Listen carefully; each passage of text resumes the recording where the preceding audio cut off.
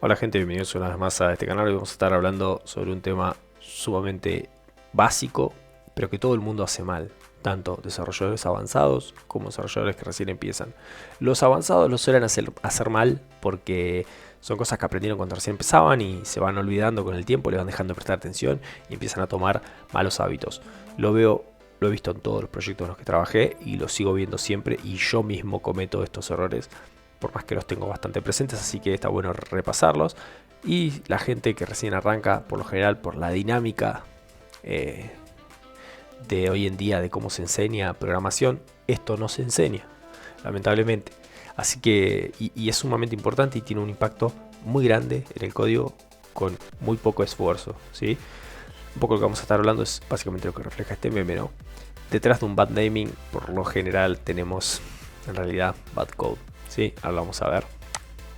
De hecho, el bad naming te termina generando bad code, ya lo vamos a ver. Me voy a empezar con una frase y voy a terminar con una frase, ¿sí? Si tengo que agregar comentarios a mi código, estoy nombrando mal. Esto ya lo vamos a ver, de hecho es una de las reglas que te voy a mostrar. Te voy a mostrar 7 reglas, 7 consejos para mejorar muchísimo tu código. Vamos a empezar con un ejemplo de todo lo malo, con un ejemplo de todo lo que no se debe hacer, ¿sí? Lo que tenés que evitar. Todos vimos código como este, ¿sí? Este es un ejemplo del libro Literary Programming de Nat, no me acuerdo el nombre del autor. Pero básicamente lo que estamos viendo acá es un código que imprime una serie de números primos. Y vemos que tenemos variables como M, RR, CC, Wordmax, P, bueno, Page Number, Page Offset y Row Offset, dentro de todo están bien. Después tenemos C, J, K, J Prime, OR, Square, N. Vos ahora viendo esto, ¿qué significan estas variables? No tenés ni putísima idea. Yo acá corté el código tenía como 80 líneas más. No lo me voy a poner una captura de 115 líneas acá, porque no se va a ver nada. Pero lo importante está acá arriba, ¿sí? Define todas estas variables. Tenemos de la línea 6 a la 21, son todas definiciones. No, más, de la 6 a la 27. Y se generan un montón de valores de variables, todos mal nombrados, ¿sí? M es igual a 1000. ¿Qué es M? Bueno, yo que leí el código y sé qué significa M, sé que es la cantidad de números primos a generar. ¿Por qué M? RR, CC son la cantidad de columnas que va a tener cuando el reporte que te saca con los números primos. K es el número primo que llevamos generado, o sea, la cantidad de números primos que llevamos generado, el primero, el segundo, el tercero. Así, cuando K sea 1000 va a dejar de generarlos. Por eso el while es mientras K sea menor que M. Y bueno, así con las distintas variables. Que claro, yo lo sé porque, como te digo, ya leí el código, pero si a vos te mandan a mantener esto, te dicen, no, hace un cambio en el preprinter porque X cosa. Vas a sufrir un rato, no cabe duda que un rato vas a sufrir. Y después te pasa que tenés tantas variables en una misma función, y todas con nombres crípticos, que cuando vas por la línea 87 concentrado en el flujo que venís leyendo y te aparece CC, ya no te acordás qué era, ¿sí? Esto es una tortura. Si a alguien le tocó mantener código así, sabe de lo que hablo. Entonces, vamos a empezar por el final, ¿sí? Te dije que eran 7 reglas, pero vamos a empezar por la séptima, porque yo sé que la gente no mira los videos completos, y entonces quiero que por lo menos, si no lo vas a mirar completo, te lleves la regla, para mí, la regla de oro, y en parte condensa un poco las otras reglas, así que vamos a arrancar por acá. Básicamente vamos a hablar de el naming de variables y de clases y métodos, de su longitud. La longitud del nombre de las variables tiene que ser proporcional al scope en el que estas variables viven, en el que estas variables tienen sentido, ¿sí? Una variable que tiene alcance en mucho de tu código va a tender a tener un nombre descriptivo y largo. Una variable que vive 3 líneas de código dentro de una función chiquitita que no hace nada puede tener un nombre corto, inclusive de una letra. Para clases y métodos pasa al revés, y este es un poco contraintuitivo. El de recién de variables se entiende perfectamente el porqué. El clases y métodos puede tener como, en algún momento puede sonar un poco contraintuitivo, ¿no? Porque la longitud del nombre, yo te voy a decir que la longitud del nombre tiende o debería tender a ser inversamente proporcional al scope, al alcance, a la visibilidad, ¿sí? De esta clase, de este método. Esto ahora vamos a ver mejor, pero tiene un sentido en el que obviamente siempre la longitud del nombre va a ser inversamente proporcional al scope, siempre que no perdamos sentido con acortar ese nombre. El motivo de esto es que nosotros lo que buscamos es que las clases o los métodos que vamos a estar importando, llamando desde un montón de lugares, porque son clases con gran visibilidad, no nos llenen el código de líneas mega largas. Y en cambio en los métodos privados, en las funciones privadas o de corto scope, podemos explayarnos con los nombres. Ya lo vamos a ver mejor. Me fui, ahí está. Vamos a empezar con el naming de variables, ¿sí? Así, para entrar más en detalle, mientras más pequeño el scope de la variable, como dije, más corto puede ser el nombre, llegando inclusive a ser de una sola letra para variables de un scope local, de una función muy corta. Y esto es porque en la vista, las pocas líneas de la función, ¿sí? Al tener una función de pocas líneas, siempre vamos a ver la declaración, siempre vamos a ver la firma del método, ¿sí? Siempre vamos a ver la firma de esa función. Entonces, a más grande es el scope de la variable que estamos declarando, más largo y explícito debería ser su nombre, de modo que aunque la declaración esté 100 líneas arriba del uso de esa variable, con solamente leer el nombre vamos a saber de qué se trata. ¿Sí? Es un poco lo que te decía acá. Si en lugar de cc fuera, si en lugar de cc fuera column quantity, donde lo leas vas a saber qué es la cantidad de columna, acá o en la línea 1000, ¿sí? Es lo que pasa, por ejemplo, con Page Number, donde lo veas, sabes que es el número de página, no así con CC. Yo si me olvidé que era CC, cuando llegue a la línea 1000, no voy a saber qué es, desde que vuelve para arriba. Por eso, en funciones cortitas como esta, puedo definir que mi contexto simplemente lo puedo nombrar C. Y no importa, porque tengo dos líneas acá. Siempre que necesite saber que ese tengo toda la vista. Y lo mismo en esta función de acá, es un poquito más larga, pero el contexto sigue llamándose C. Y sé que lo que estoy pasando a getFromData es el contexto. No pierdo la información porque lo tengo todo a la simple vista. Tengo 6 líneas acá. Y ese es el sentido. Te voy a mostrar una función donde esto no sucede. Además del ejemplo que vimos primero. Esto es de la librería de Mongo, ¿sí? Del driver de Mongo para Go, ¿sí? Y acá vemos que define val, br, dc. Tomemos br, por ejemplo. Bueno, br es el value reader y vos empezás a leer este código que no escribiste vos y tenés que entender qué hace y cómo funciona y venís concentrado en estas cosas, ¿sí? Y hasta acá viene todo bien y acá ya venís concentrado. Y acá de golpe te encontrás con br. ¿Qué era br? No sé, a ver, ¿qué era br? Ah, value reader. Bueno, sigo. Y ya perdiste el foco en lo que venías haciendo. Y fíjate que br encima genera dr. Y vos seguís acá, seguís acá, seguís acá. Y llegando al final, ¿sí? Llegando al final de este código, te volvés a encontrar con dr. Por acá. No recuerdo ahora dónde está, pero lo vi. Bueno, no importa. La cuestión es que te volvés a encontrar con ese tipo de cosas, ¿sí? Esta variable después más adelante se usa. Acá, no. Más adelante se usa y de vuelta tenés que volver a ver qué era dr. Dr era br read document. ¿Y qué era br? Br era tal cosa. Y entonces se empieza a volver imposible leer este código, mantenerlo. Somos mucho más propensos a errores, la pasamos malísimo, ¿sí? Mantener esto es un infierno. De ahí que para grandes scopes, nombres largos de variables. Para cortos scopes, nombres cortos de variables, inclusive de una sola letra, si la función es muy corta, no hay problema. Bien. Clases, métodos y funciones. Acá es donde la cosa se puede llegar a poner un poco contraintuitiva. ¿Sí? Acá tenemos 3 ejemplos. Vamos primero a hacer un poco una explicación más general, como hicimos con funciones, ¿sí? Como dije, este caso es un poco a la inversa de las variables. Perdón, dije como hicimos con funciones, quise decir como hicimos con variables.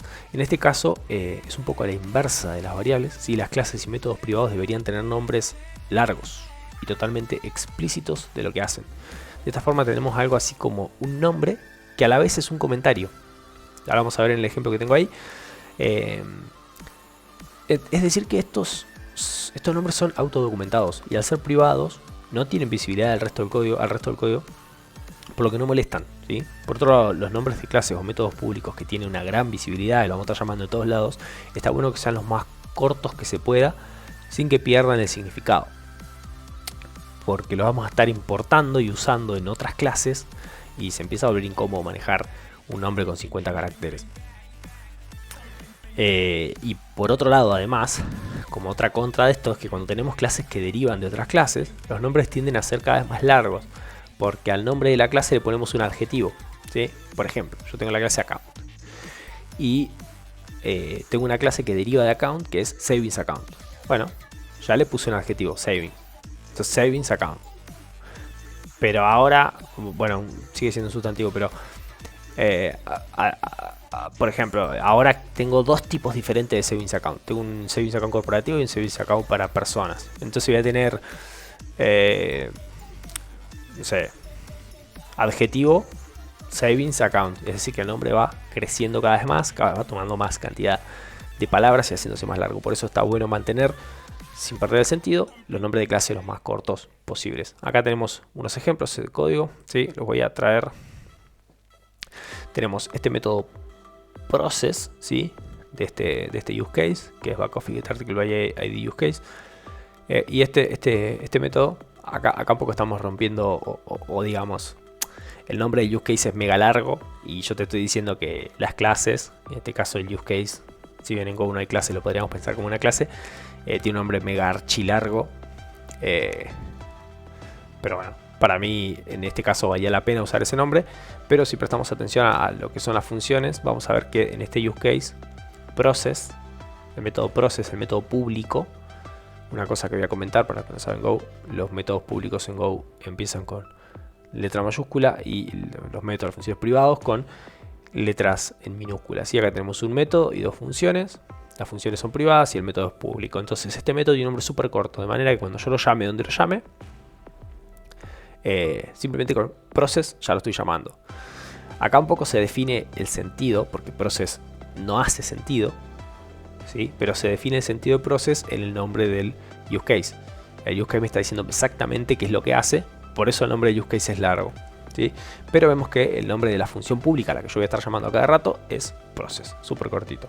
Ahora, este método process, voy a traer el código un segundo para acá. Este método process en un punto llama a get backoffice article detail data. O sea, fíjense el nombre de esto, es súper largo, es prácticamente un comentario. Yo podría haber puesto get data y acá poner obtiene la data del artículo de backoffice.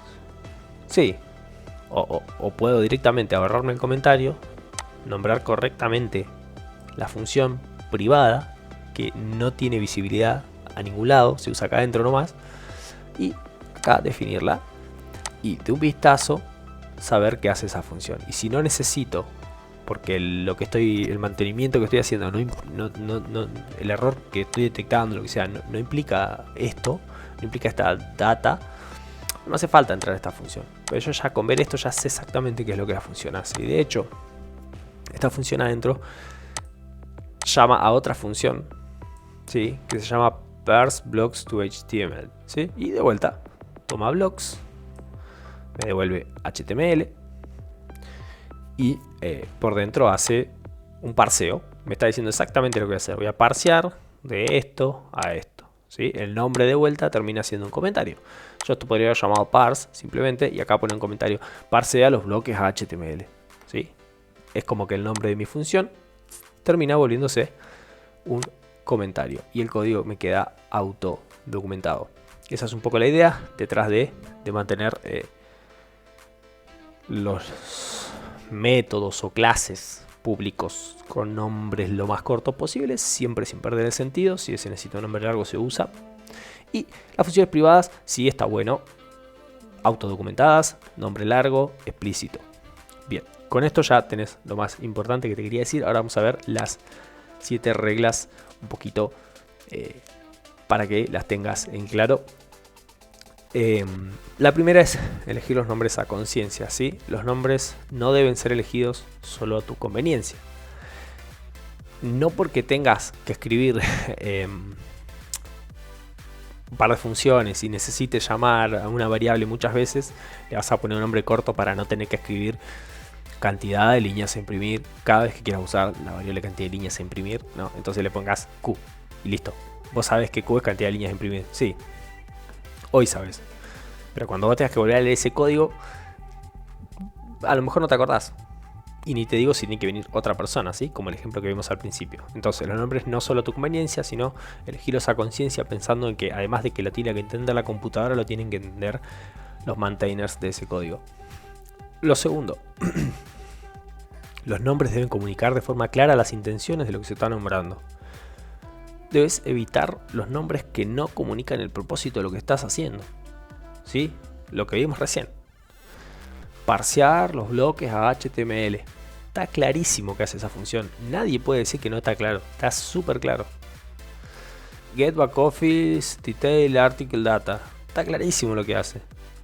Entonces, los nombres de las funciones y de las variables tienen que ser claros y explícitos en cuál es el sentido de esa función, esa variable, esa clase. El tercero, que acá parece que estoy repitiendo el segundo, pero no, ¿sí? El tercero es evitar los errores de comunicación. Esto significa que se debe evitar que un nombre diga algo cuando no lo hace. Es diferente porque esto sucede cuando las funciones están mal diseñadas y cuando las funciones están mal hechas y hacen más de una cosa. Esto lo vamos a ver en un próximo video, pero las funciones deberían hacer una y solo una cosa. Entonces, cuando tengo una función que hace más de una cosa, por más que el nombre diga las cosas que hace, ¿sí? Cuando dentro de esa llamada a esa función se hacen modificaciones, suele quedar el nombre como está. No solemos cambiar el nombre. Entonces el nombre dice, esta función hace A, pero vos modificaste la función y ahora la función hace B, ¿sí? Y eso pasa muchísimo y es el peor enemigo cuando estás debugueando y tenés un problema y tenés código extenso. Y lo he visto un montón. Las funciones quedan mal nombradas, dicen cosas que no hacen y vos lees el nombre de la función, el nombre está claro con lo que supuestamente hace, en realidad está haciendo otra cosa y vos no entras a ese código porque suponés que ahí no pasa nada y en realidad tu problema está ahí adentro. Cuarto, los nombres deben ser pronunciables. Hay que evitar conjuntos de letras que no formen palabras reales y que tenés que inventarles una pronunciación, ¿no? Volviendo un poco al caso del principio, esos CC, QQ, ¿cómo era? RR. Esto es impronunciable. Encima este código está escrito en inglés, RR, CC. Es como que, digamos, no tiene sentido. ¿Por qué? ¿Sí? Hay que evitar acrónimos, hay que evitar conjuntos de letras que no se pueden pronunciar. El quinto, evitar codificaciones. Esto es está un poquito relacionado con el anterior. Hay codificaciones, y en esto cae mucha gente, ¿sí? Que, como la notación húngara, por ejemplo, ¿no? Donde vos indicas el tipo de lo que estás declarando en el nombre. De forma que una interfaz de cuentas, una interfaz de account, la llamás i-account. La i latina, account, ¿no? Y una clase account le pones c-account. Esto es algo propio de los 90, esto es una cosa vieja. ¿Sí? Hoy los editores de código evolucionaron, nos dicen el tipo, si es interfaz, clase, lo que sea, nos lo dicen en todo momento y no hay necesidad de indicar el nombre y ensuciar el nombre de una clase poniéndole si es interfaz, clase, num. Sí, esto hay que evitarlo a toda costa y esto se ve un montón en las interfaces. Lo ves muchísimo. Gente declara interfaz account y le pone i-account. Y después, este sexto punto, escribe una historia, ¿no? Hay una frase que no recuerdo ahora quién la dijo, que dice que el código limpio siempre debe leerse como un buen verso, como una prosa bien escrita. Hay que tener cuidado con los nombres. Las clases hay que nombrarlas con sustantivos, los métodos con verbos, los booleanos con predicados. De forma que vos cuando leas un if, por ejemplo, creo que por acá había un if, no. Cuando leas un if entiendas perfectamente qué es lo que se está hablando ahí adentro. Cuando leas una función, sepas lo que va a pasar ahí adentro. Y cuando vos haces eso, se termina leyendo como una historia. El código empieza a tener sentido en sí mismo y leerlo es sumamente fácil. Si no sé, si volviendo al ejemplo, a ver, vamos a ver un poquito al ejemplo al principio. Mientras la cantidad de números generados sea menor a la cantidad máxima de números a generar, no, obviamente no vas a poner cantidad de números generados, cantidad de máxima a generar, pero digo, nombrando correctamente estas variables, este while, por ejemplo, se leería con claridad. Mientras haya generado menos de los números que tengo que generar, seguir generando, ¿no? O sea, mientras, digamos que acá le ponemos cantidad de primos generados y a m cantidad máxima de primos. Bueno, mientras la cantidad de primos generados sea menor a la cantidad máxima, hace. Se lee súper bien. Ahora, mientras k sea menor a m, y no sé ni qué es k, ni qué es m, ni se lee bien y no tiene sentido de ninguna forma. Eso es un poco lo que dice la regla 6. Y bueno, la regla 7 es lo que vimos recién, el naming de variables, funciones, clases, ¿no? Con toda esa explicación larga y detallada que hicimos de esta última regla. Y por último, me gustaría cerrar con esto, que es como una de las cosas más importantes, ¿sí? Y es lo que tengo que tratar de recordar cada vez que escribimos código. Cualquier tonto puede escribir código que una computadora entienda, pero solo los buenos programadores escriben código que los humanos puedan entender. Hoy en día, como se trabaja en equipo y con tanta gente, es sumamente importante que tu código sea legible y entendible. No tiene sentido que seas Linus Torvalds si después, cuando venga otro a leer tu código, no va a entender qué carajo quisiste hacer. ¿Sí? Es sumamente importante porque acelera los tiempos y mejora la mantenibilidad y el trabajo en equipo, que tu código sea entendible. Eso es todo lo que tenía para decir. Sé que es un tema sumamente básico, pero es sumamente importante, y aplicando estas reglas que no requieren casi esfuerzo ni conocimientos técnicos, es cuestión de tener un poco de sentido común y prestar un poco de atención, tu código va a mejorar una locura. Una locura. Eso fue todo. Nos vemos en el próximo video.